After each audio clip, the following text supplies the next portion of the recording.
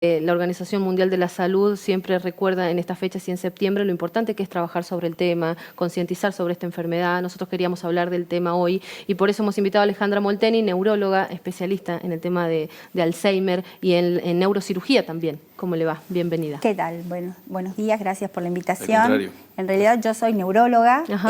Esta es una patología que justamente quienes la afrontamos somos los neurólogos clínicos, claro.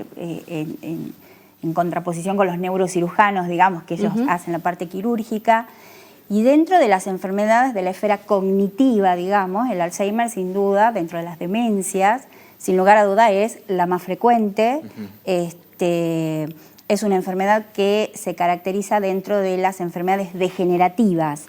¿Eso qué quiere decir? Quiere decir que un grupo de células, neuronales en este caso, sufre un cambio que es la degeneración en sí, y dejan de cumplir la función para la que estaban establecidas y por consiguiente ahí aparecen los síntomas. ¿Eso ocurre por algún motivo? La degeneración es un proceso que no sabemos cuál es la causa, se habla de factores ambientales, de factores de vida, de factores constitucionales, no genéticos, no está establecido los genes, por eso no es transmisible, que muchas veces esa es una de las preguntas de los pacientes, digamos, o de la familia, es bueno, esto lo voy a padecer yo, lo que padece mi mamá o mi papá lo vamos a padecer nosotros, no es genética, no se establece genéticamente, pero ¿qué produce ese cambio degenerativo?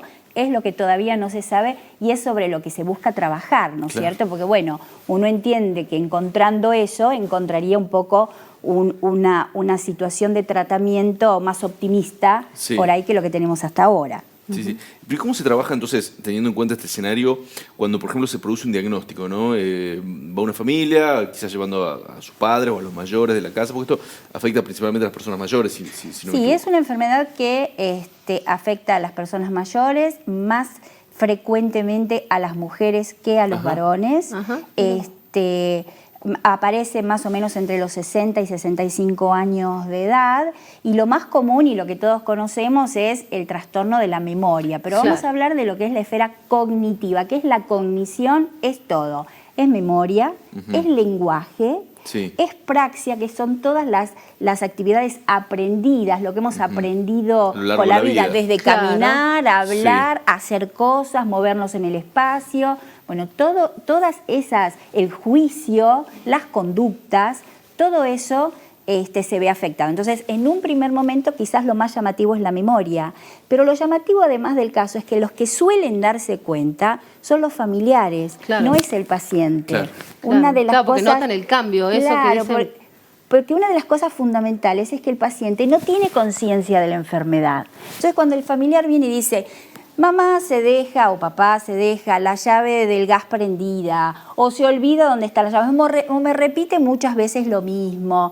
Y el paciente dice, siempre minimiza. Bueno, pero es que ustedes son exagerados. Eso me pasó una vez nada más. ¿Cuándo pasó eso que yo no me acuerdo? Lo minimiza. No tiene el verdadero alcance de lo que le está pasando. Entonces es la familia.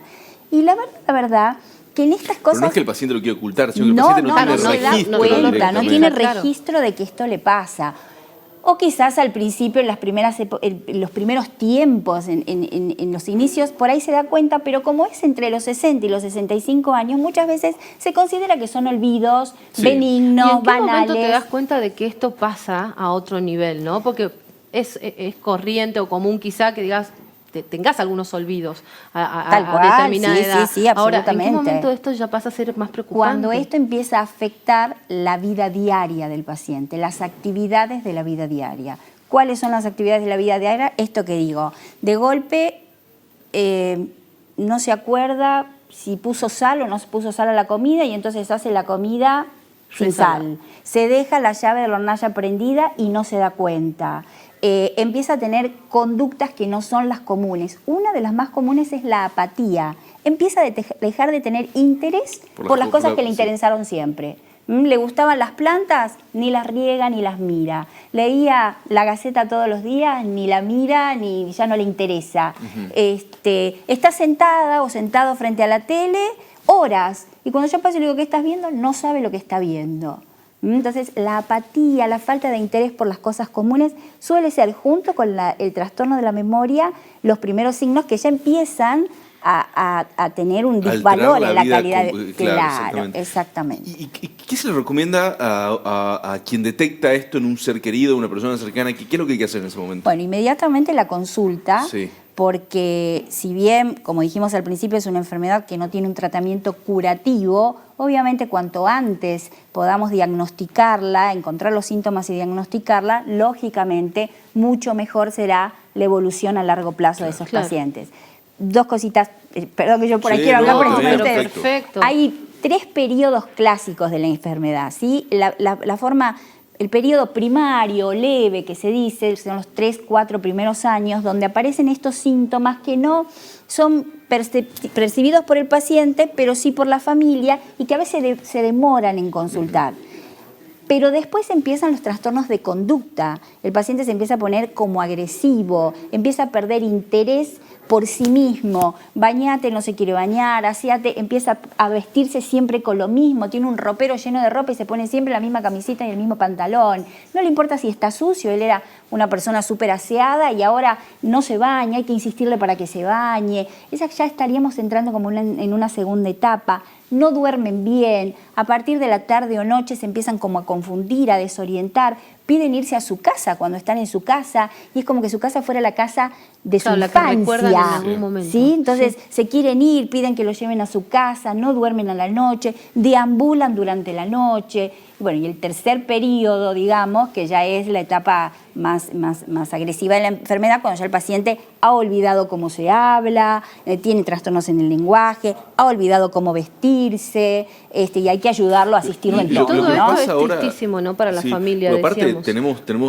estamos en un momento donde físicamente por ahí las personas están muy bien, viven muchos más años que antes, entonces claro, la enfermedad se larga junto con la vida, ¿no? Tal cual. Por eso uno a veces piensa que son como enfermedades modernas o recientes, y no, esto ha existido siempre. Lo que pasa es que ahora con la longevidad es como mucho más notoria, digamos, ¿no? Claro. O sea, y porque también uno la piensa más, y porque existen si bien no existe un diagnóstico, nosotros decimos marcadores biológicos, no hay un análisis, no hay una imagen, resonancia, tomografía, no hay un electroencefalograma, nada que nos diga que esto es un Alzheimer. No hay algo que yo le pueda decir, mire señor o señora, aquí está el Alzheimer. Exacto. No existe lo pueden eso. así. Nosotros nos munimos mucho de la clínica y nos munimos mucho de las evaluaciones neuropsicológicas, ¿sí? Las evaluaciones neuropsicológicas es justamente una batería de test donde uno va puntuando estas cosas. Seguro. La memoria de corto plazo, el lenguaje, la memoria de largo plazo,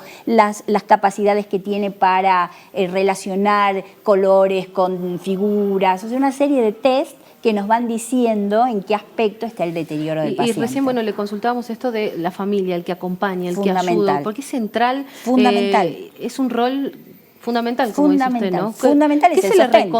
¿Qué se le recomienda? ¿Cómo se los ayuda? Bueno, la primera cosa que uno tiene que entender es un poco lo que veíamos recién en lo que habían presentado.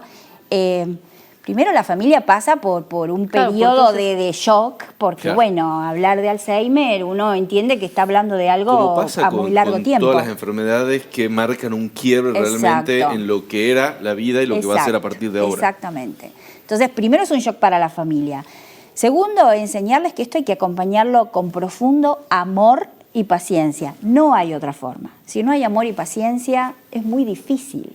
Es muy difícil porque como el paciente a veces tiene esos momentos de absoluta lucidez y momentos en que no está lúcido, entonces la familia empieza a decir, yo no sé si me lo hace a propósito, me lo hace porque está embroncado conmigo, lo hace adrede, y empiezan como esas rispideces y esas cosas de no ponerse de acuerdo. Los hijos a veces también, cada uno tiene su opinión, algunos pueden colaborar, otros no pueden colaborar. Muchas veces cae sobre un solo familiar todo el proceso y es muy desgastante. Entonces, toda la familia tiene que ponerse... Yo tengo un lema que siempre digo, el que no ayuda con tiempo ayuda con plata, digamos, todos tenemos que ayudar de alguna manera. De alguna forma tenemos que ayudar. Que no sea siempre la misma persona la que acompañe, la que ayude. Y por supuesto que la familia tiene que saber la evolución, estar atentos, estar alertas a las cosas que van a ir apareciendo, porque van a ir apareciendo. Entonces no es que uno quiere tirarle una información negativa al familiar de entrada, pero sí quiere irlo preparando para lo que va a venir. Y para estas etapas que vos misma decías, ¿no? Exactamente. Y otra cosa, recién decías que esto es más frecuente en mujeres que en hombres. Mujeres que en hombres. ¿Se sabe por qué? No se sabe por qué. No se sabe por qué. No. Está bien. No, las enfermedades degenerativas son así. Claro. Cuando hablamos, uno desde la ignorancia, ¿no? De cada uno habla de enfermedades degenerativas, imagina que hay una degeneración física de algún componente del organismo. ¿Hay alguna manera a lo largo de la vida de trabajar, de llevar un estilo de vida, de alimentación, de lo que fuese, que puedan ayudar? En realidad, la degeneración consiste en la precipitación de unas proteínas, bueno, beta amiloide, proteína tau, en la célula. O sea, no se ve en estudio, se ve en microscopía. Por eso muchas veces el diagnóstico de certeza es a veces posterior al fallecimiento, ¿no es cierto? Con autopsias de cerebro y qué sé yo. Se deposita una proteína, el beta amiloide y la proteína tau. Sí existen, insisto, ciertos factores como las personas fumadoras. Se ha notado que las personas con un alto coeficiente intelectual o que se han desarrollado en la vida en trabajos que han requerido mucha actividad mental y demás, tienen como un número mayor de propensión a tener a la enfermedad. Insisto, se habla de la polución, se habla de una serie de factores externos que condicionan. Nada está probado. Nada está probado. Nada está probado.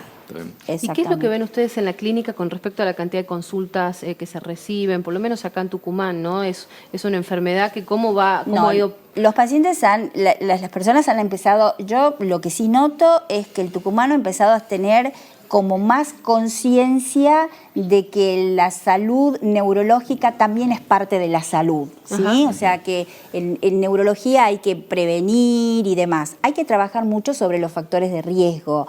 Los factores de riesgo son hipertensión, tenemos aquellos que se llaman modificables, hipertensión, diabetes, sedentarismo, dislipemia, estrés.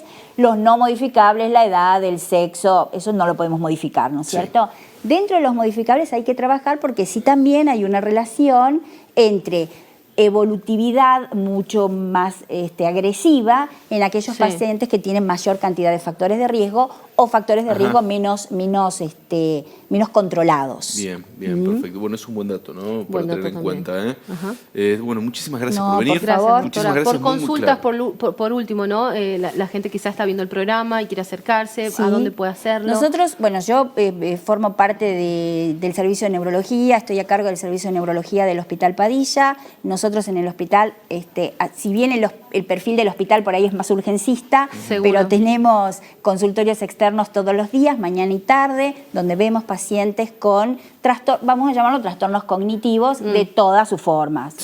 Alzheimer y todos los deterioros cognitivos menores que también consultan, digamos, ¿no es cierto? Perfecto. Así que en el hospital los esperamos. Muchísimas gracias. Gracias a ustedes. Bueno.